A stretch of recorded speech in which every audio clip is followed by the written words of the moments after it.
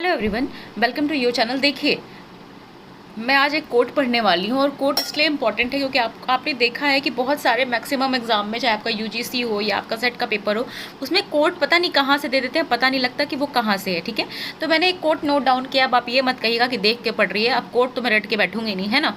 तो मैं आपको बता रही हूँ कि ये कोट कहाँ से लिया गया है। आप इस कोट को ध्यान से सुनिएगा और रट लीजिएगा। देखिए, जब कोई भिक्खु एक नया कंबल या गलीचा बनाएगा तो उसका प्रयोग कम से कम 6 वर्षों तक करना पड़ेगा।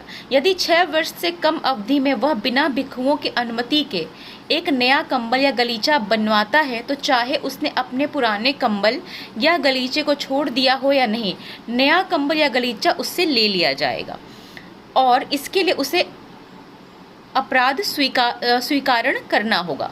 यदि कोई भिक्षु किसी गृहस्थ के घर जाता है और उससे टिकिया या पके अनाज का भोजन दिया जाता है तो यदि उसे इच्छा हो तो वह 2 से 3 कटोरा भर ही स्वीकार कर सकता है। यदि वह इससे ज़्यादा स्वीकार करता है तो उसे अपना अपराध स्वीकार करना पड़ेगा। ठीक है, मतलब कि 6 वर्षों के पहले वो नया कंबल या जिसे गलीचा भी कहते हैं नहीं बना सकता और 2 से 3 कटोरे से ज़्यादा, चाहे कितनी भी भूख हो चाहे कितनी भी इच्छा हो, किसी भी गृहस्थ के घर जाके ज़्यादा भोजन ग्रहण नहीं कर सकता। ठीक है, अपना अपराध स्वीकार करना होगा। 2 या 3 कटोरे पकवान स्वीकार करने के बाद उसे इन्हें अन्य भिक्षुओं के साथ बांटना होगा। यही सम्यक आचरण है।